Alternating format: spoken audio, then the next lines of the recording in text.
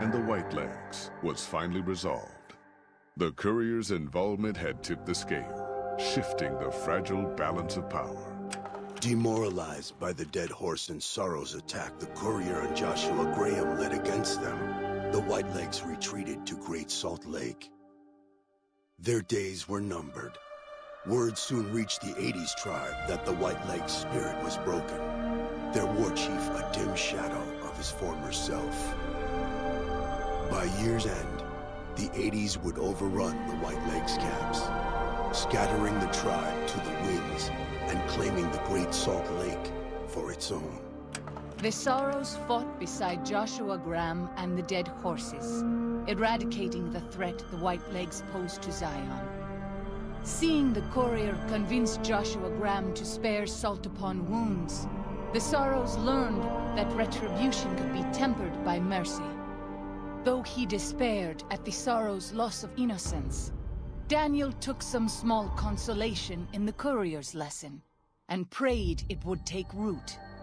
Having helped eradicate the Whitelegs from Zion, the Dead Horses returned to Dead Horse Point in triumph. They remained neutral toward the Sorrows, but as years went on, there were periods of competitive friction, even violence between the tribes. The new Canaanites, Daniel especially, intervened regularly as mediators, but found it difficult to reconcile the tribe's conflicts. The defeat of the Whitelegs in Zion marked a turning point in the fortunes of the Happy Trails Caravan Company. Every 2 months, the caravan met with the new Canaanites in Zion Valley to trade. Happy Trails soon returned to prosperity. The vigilance of the Sorrows and Dead Horses in defending southwestern Utah, initially startling to Happy Trails caravans, soon proved a blessing. The tribes united against the 80s, driving them back from Highway 50, and thus opening yet another trading route for Happy Trails caravans. Follows Chalk took the courier's words to heart and decided the big cities of the Mojave Wasteland and NCR were best left unexplored. Though he sometimes dreamed of distant lands, he continued to support his family at Dead Horse Point, and eventually, his wanderlust faded.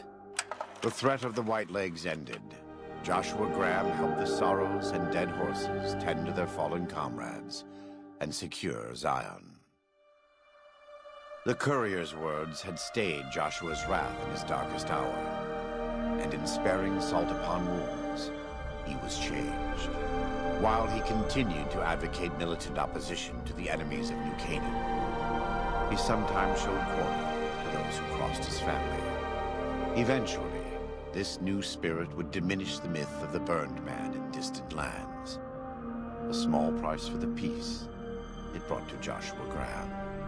For years after the defeat of the Whitelegs, Daniel did his best to minister to the Sorrows' spiritual needs. Try as he might, he could not hold back the tribe's increasing militancy and reverence of Joshua Graham.